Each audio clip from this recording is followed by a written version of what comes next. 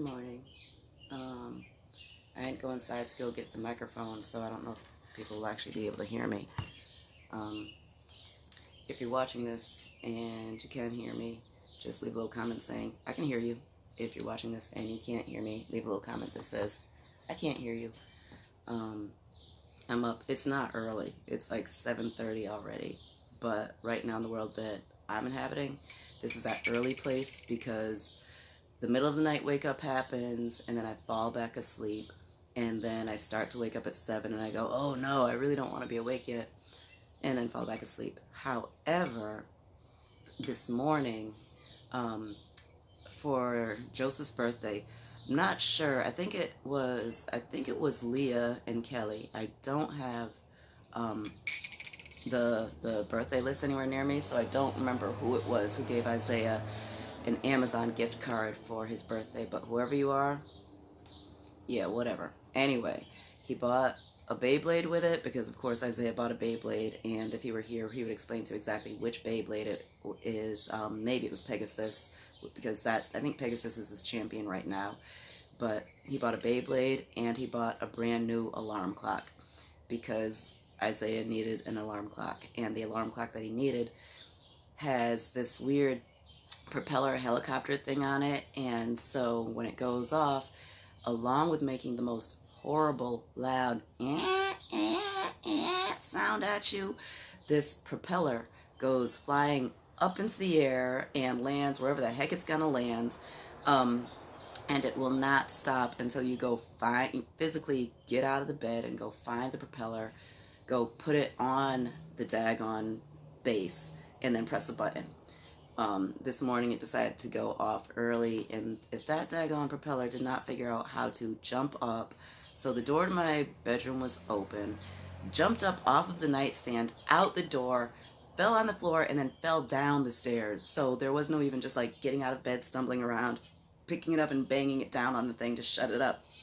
It involved getting up, going around the corner, going downstairs into the living room, at which point I was up, I was awake, and figured it was 7:20 already, might as well make some coffee and get started. And so I started, scrolling through Facebook, doing what I do, saw that really amazing, beautiful, beautiful, beautiful video that Gio put together last year when I was one of the recipients of the 100 Women of Color Award, and he decided to make it Diana Ross and Mahogany. That was awesome.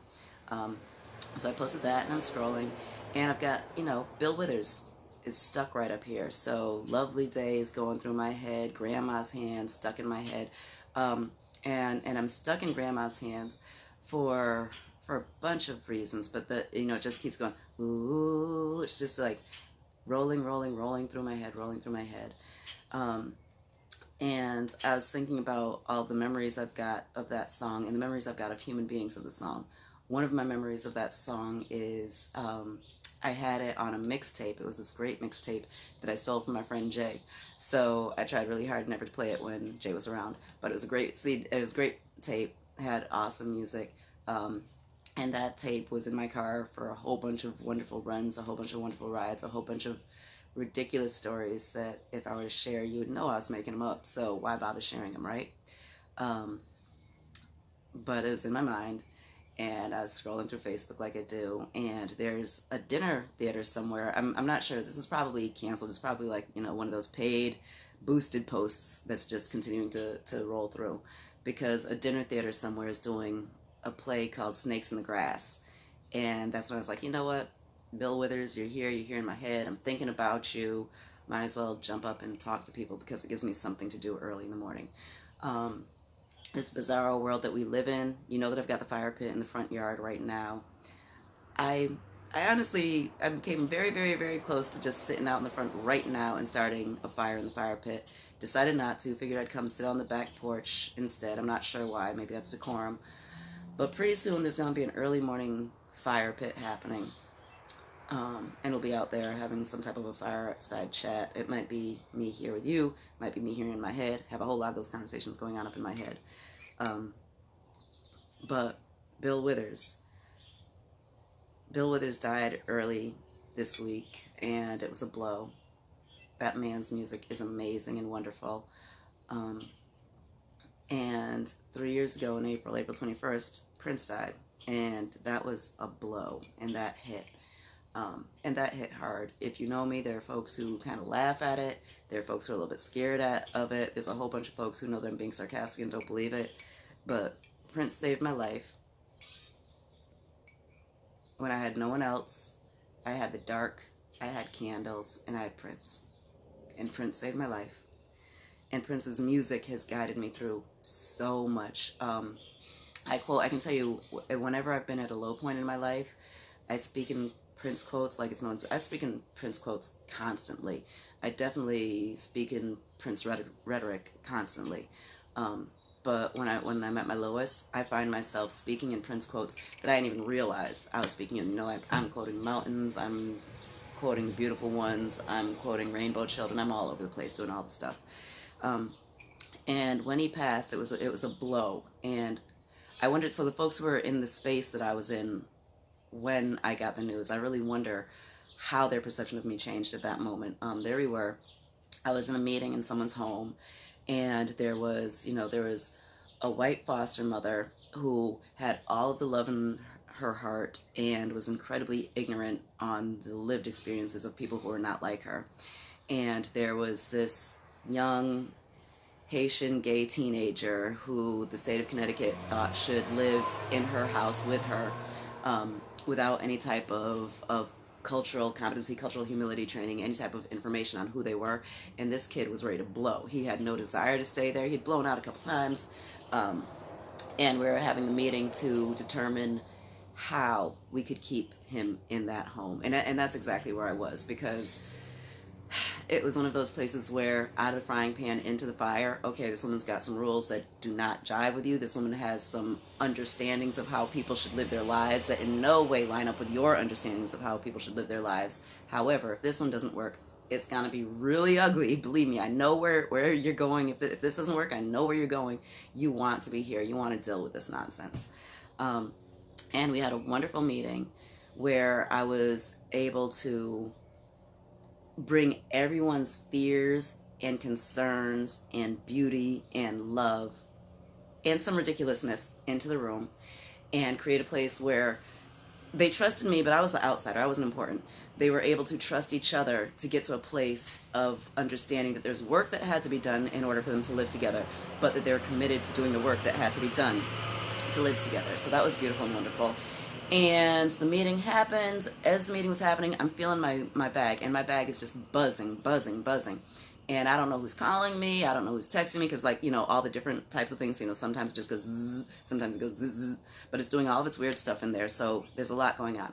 The meeting ends. I get up. I collect my bags. I reach into my bag. I take my phone out just to see what's happening. And again, I'm in professional. It happens. Believe me. When it comes to making sure that human beings can be cared for, I can put on corporate drag like no one's business. So the hair was probably curly that day. I don't think my hair was straight that day. But I had on, and I remember I had on the corporate drag outfit. I had the outfit that comes out when you got to meet with the white people who might not trust you. And looking great, had the cool purse on. Not the really cool purse that I got for Christmas this year, but, a nice Lillian Vernon. Looked kind of cool. And so there was the text that said that Prince was dead. And I literally collapsed into the door frame, hollered, no, that guttural, no, and just started weeping. And it took probably at least, 15 seconds, which is not a long time, but 15 seconds is a long time when you've collapsed and you are weeping in a stranger's doorway. But I collapsed and wept. And finally was able to say, Prince died. And the look on the woman's face when I explained why I was hit and devastated the way that I was hit and devastated, clearly she did not have the same relationship with Prince and his music that I had with Prince and his music. So it was kind of rough. But this meeting was down in New London, and once I got in my car, my first thought was, how the fuck am I going to get home? Now, this was me, so this is my car. So, yes, there was the, what do you call it? No, I didn't have Around the World in a Day in the car. I had the Gold Experience. I had that in the car. and I had my CD player. So I got in the car, put Prince in. If you got an idea of who I am, if you got an idea of how ridiculously melodramatic I can be, and if you know the Gold experience, and you know how, Prince loves a good anthem, Prince will take you on that emotional journey. Down in New London, in the car, trying to make it back, and couldn't. But got to, I think it's that place on Route 2, there's this big old pond. And it's not Lake Minnetonka, but hello, Prince fans in Connecticut, Lake Minnetonka. And I pulled over there and just wept and wept and wept, and wept for all of the personal selfish reasons, because, the King of Love is dead. So wept for all of those personal reasons, but then wept because I knew that life was changing, and there's going to be this place where this music, there wasn't going to be any more music, and I was never going to, see, here we go, I was never going to be able to go to a concert and sit and get that wash of what Prince does. There's a whole bunch of beautiful tribute bands, The Revolution, you guys are awesome, you guys make beautiful music, you're not Prince, you're not him, and so that was rough. So I got home, and I didn't think, I know people were calling me. I wasn't answering the phone. It wasn't going to happen. That was not the safest ride in the world ever. I got home, and my son's ex-girlfriend, who was a big old Prince fan, and that was one of those things that we connected on, aside from the ridiculousness of just life, because she was a great human being, we would connect on Prince. And that day, she made it over to the house, and I was, going through Prince, and so I was playing, I had the VHSs out, so I was playing, I had my Get Off VHS, I was playing that Bryant Gumbel. Remember when Bryant Gumbel retired, and Prince showed up in his Prince showed up as Prince, and then Prince decided to go into the back room and put on his Bryant Gumbel drag, and then came out and performed his Bryant Gumbel. That was amazing, and Bryant Gumbel, for all the Bryant Gumbel, watching him sing along to Raspberry Beret because he knew all the words, and looking at his eyes, and there was this child staring at his idol, and just Prince was singing to him. It was beautiful. It was wonderful. So I'm playing the VHSs. I've got my old concert books out. I've got the very first Prince concert that I went to. I'm not a 1999 person, Hartford people. Purple Rain was my first concert, but I've got my Purple Rain concert book out, and I'm going through it and weeping and loving it, and get to that place where there's the quote from Around the World in a Day in there, and all of a sudden found out Casey didn't know Around the World in a Day, and we played the album. And here I was with this Prince fan, and I was sharing new Prince beautiful music that she didn't know. And that happened for a whole lot of folks. After he passed, there's we used to laugh, whatever. I think sometimes folks still do laugh. They're the Purple Rain Prince fans, and I would say that Purple Rain was the shit. He gave us Purple Rain. The entire world jumped onto Purple Rain. It was a great time. And then what did he give us? He decided to give us Around the World in a Day. How do you separate, was it the chaff from the wheat? There you go. And so that one, a whole bunch of folks dropped off. Prince has been around forever. Amazing music that a whole bunch of folks have never heard of. Beautiful human past, and then people were listening to the music, and it was great. Bill Withers wrote one of the soundtracks to Life is, hey, beautiful. Life is a Musical. Oh, you're not my kid. I thought you were Isaiah. Oh. The top one. I think I do. We're friends. Am I one of his mutual friends? No. Where's? Oh, I didn't mean to get into Carmen. Go there. Pull his face up big time. I think I know. I think that's a dancer from 860. I think. Oh, okay. Yeah, I mean, they look kind of familiar. Yeah. But. If it's who I think it is, but it might just be the hair. God. Okay, no, it's not who I thought it was, but I've seen that face before. But I don't know who they are. But it's a person. Kind of looks like tall young brother that came with July to Arbor Street. Is that who that is? That's who I thought it was. That's who it... Because that head hair thing, that's who I thought it was. Alright, I guess I'll accept. Yeah, until you get that special, then you get that special inbox message. Hello, my brother, and how are you? Blessings upon you. Aw, shit. He's about to ask for a gift card. I have a account that I can't get into. I will give you access if you give me all of your account information. My brother, it is only fair that you give me your password if I give you yours in full trust. Hey, so yeah, back to Bill Withers. So anyway, so Grandma's Hands has been deep up in my head, and Bill Withers passed this weekend, and Gio is making a video of Lovely Day, which is going to be beautiful and wonderful. It's a great song. I mean, today's a lovely day. Every day right now is a lovely day. There's ridiculousness happening, but yin and yang. You know you're talking to a Libra.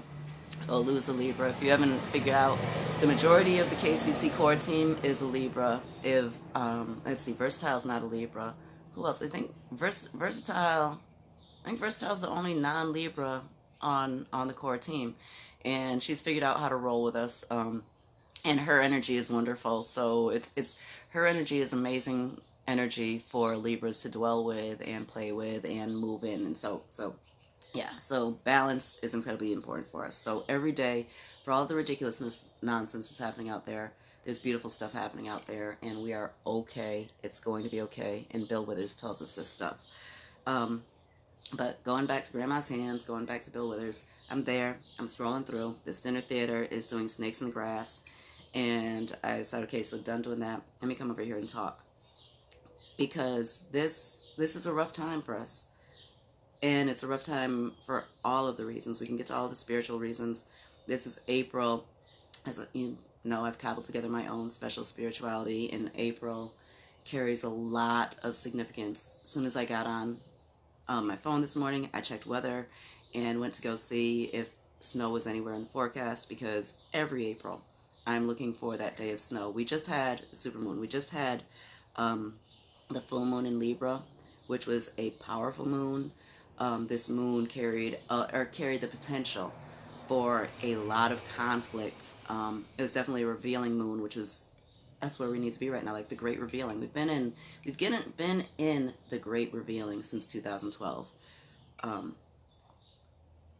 That was a little bit dangerous. I just started to share a little bit of my truth. You know that, like, there's the kernel of truth, and there's that, then you get to that mustard seed, then you get into the nucleus of the mustard seed. Yeah. But we've been in the great revealing since 2012, and everything that's happening is just going to contribute to that more and more and more.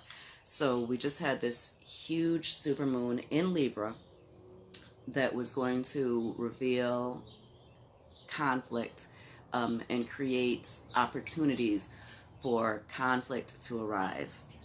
And that definitely has happened in quite a few folks' lives. And Bill Withers passed, which created a place for folks who are not familiar with that beautiful human being's music, life, and story, and legacy. It gives folks a chance to step into that and see that.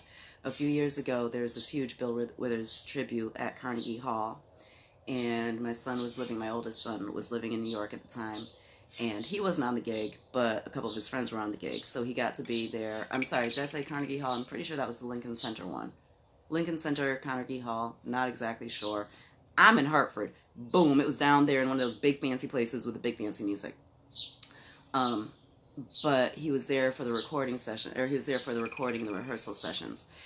And he talks about this time when Aloe Blacc was rehearsing, Lean on Me.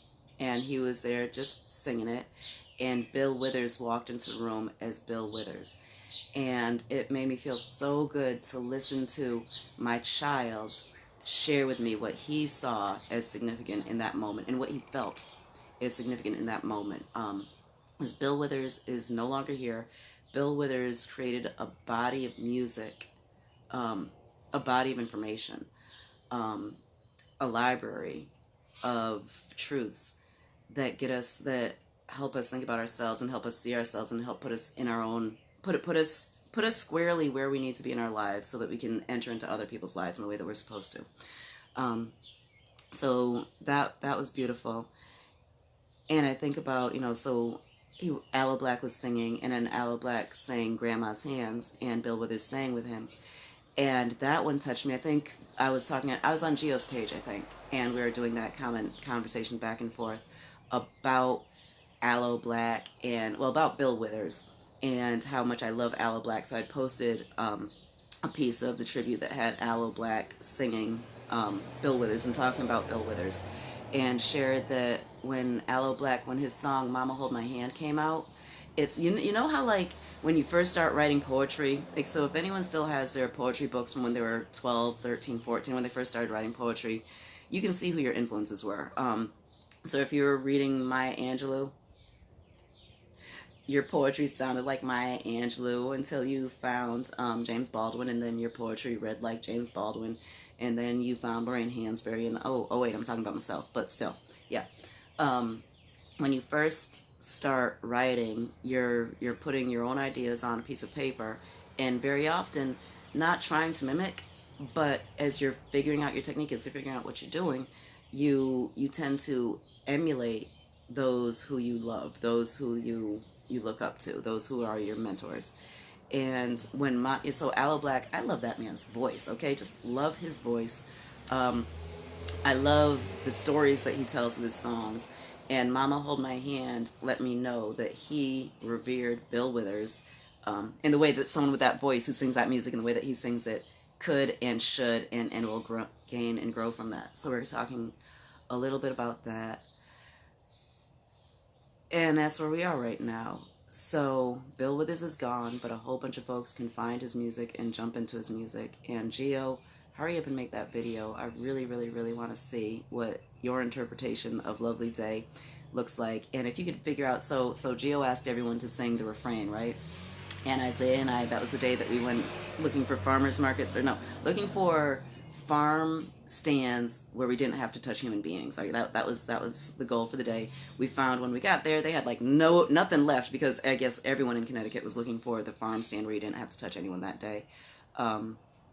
But we did that, and then we went to the waterfront, we went to the riverfront with the idea that we were going to make our video for Geo, but of course, mind is scattered right now, so I didn't bring my tripod. So we made a very, very, very short video of this tone-deaf voice singing Lovely Day, because of course I love singers, of course I love music. I have no ability to open my mouth and sing in a way that is pleasing to anyone other than me in the shower and my children. That's beautiful. So I made my video with this voice, with full faith and love, knowing that Geo's going to make something beautiful and amazing, because Geo makes beautiful and amazing things. So I'm up early, running off at the mouth, missing Prince. Maybe we'll find the answer to all the April snow. And really, this is rambling, and there's a few folks who, this is that place, a few folks who I'm not going to call you out, but you're going through it right now. And you're going through it because you're supposed to go through it right now. And I don't know why. There are those folks who, there are the people who you call because you know that they will rub your back and kiss your forehead and say, don't worry, baby, it's going to be okay. I got you. It's going to be okay. And I can get there, but that's not where I start. So, Are you on camera? I'm on camera. What's up? I was just going to tell you, you have to stop talking so loud. Trump basically tweeted what y'all were saying yesterday about the Democrats. No. He's obviously fucking listening to y'all. Fuck that bitch. You have to stop giving this nigga pointers. Damn. Yo. Oh, Donald Trump, really? You're here for a reason, but damn. You know? That's when I get selfish. That's when I get ridiculously selfish. Like, it would have been cool to have been born 20 years before. Yeah, but we're here right now. This is our time. And Donald Trump is a part of our reality. And Donald Trump is an important piece of our reality that we've got to dwell with in whatever ways we need to see that and deal with it. And deal through it, deal over it, deal around it. Can't go through it, can't go over it. Got to, yeah, whatever. We'll figure it out. But when my humans reach out to me, It's because we're all in that place. That's, you know, I keep talking about the chaos. I keep talking about the neutral zone. That's the place. That's my wheelhouse. That's where I can figure it out. And right now, there's a lot of shit happening that doesn't make sense. There are human beings who are filled with love for each other, and that love is being misinterpreted, and that love is being bastardized, and that love, for whatever reason, isn't able to be conveyed right now. And when we get to those places, you know, like you've got stuff going on that you can handle, I've got advice. I will tell you, no, you need to do this, you need to do that, you need to do that. And then there's some times when you got to just step back and say, this is what it is. It makes no sense whatsoever. But you know what? We are mere mortals. That's all we are. We are human beings having a human experience. I believe in this larger connection. And when we're on this spiritual plane, when we're on this physical plane, we've got these bodies, these beautiful and amazing bodies that can do some stuff, but are limiting as hell. And there are certain things that we can do because we've got these bodies, and many things that we can't do and can't grasp because we are in these bodies. But our swells dwell here and here. And the stuff that's happening right now is affecting our souls so that our souls can go on and do the work that they're supposed to do. Former long-haired hippie boy who I love so dearly, this shit sucks. This shit is not fair. This shit isn't cool. This shit, I can only imagine how physically hurt you are right now. How much physical pain you feel in your heart, in your soul, along with everything else that's happening. And you can't care for everyone. Right now, you can't. You physically can't. You should. You're right. You should. This is your responsibility, and you can't. So that's where you need to be right now. What's the lesson in there? I don't know. There's some lesson, but this is that beautiful place where we are mere mortals. It is not up to us to understand exactly why. It's up to us to figure out how to move through. And it's not fair, and it's not okay. I was talking to this woman, Anne, yesterday, and we were discussing Joanne's passing. And I went to the place of, it's not fair. And life isn't fair. And right now, there's a whole lot of not fair happening. And I think in some ways I'm going to pull that on as my mantra, meaning we can't change it. You know, just because something isn't fair, we don't live in a world where equity is built into our interactions. We don't live in a world where equality is built into our actions. So a lot of not fair is happening, and a lot of not fair is going to continue happening. And this is what we're going to have to deal with and move through. And when we get out on the other side, and when I say that, I mean, when I say get out on the other side, I mean when this current crisis kind of like peters out, because there's not going to be a hard end. It's going to kind of, but when this current crisis is on its way out, we'll be able to step into whatever our new light is and get an idea of who we are, where we are, and what that's supposed to look like. But we'll never have the ultimate understanding of why all of this happened and all this is happening in our lifetimes, because you're only human. Who the fuck do you think you are if you believe that you've got the capacity to understand all this shit? I think yesterday I talked about, or I shared that I'm not a Christian. I just love all these stories. And, you know, beautiful pastor woman asked me right there, you know, so what does that mean? A couple people inboxed me, what does that mean? I know a whole bunch of people just rolled their eyes with that nonsense. But the words of this, the words of the Bible, a lot of them are pretty daggone awesome. The Old Testament's a whole lot of fun to get into. But I'm constantly amazed at folks who share these words of faith and share these words of being one in the number and all this other stuff, and then step out as if somehow they've got this authority and this knowledge and this great knowledge, which, dude, if your God is omnipotent and all-powerful and all-seeing and all-knowing, and, you know, it like holds this ultimate truth, and you are just a mere creation that he created on this earth to worship him, how the fuck do you think you know everything? Who the fuck do you think you are to believe for half a goddamn second that you are the authority on why we are here, what we're supposed to do here, and what that means? You don't know shit. Us as human beings, as individual human beings, we are, I would say we're ants, but check out ants, and ants in many ways have it all over us. But we are here, we are spiritual beings who are connected to every other being here. However, while we are here, those connections aren't as strong as they could possibly be. So therefore, we have a limited understanding. God, spirit, universe, collective consciousness, whatever you want to call it, that's where the ultimate truth is. We are mere players. Our job is to play our role. Hopefully get it right during this lifetime so that things can advance in the ways that they're supposed to advance. But Prince died in April 21st.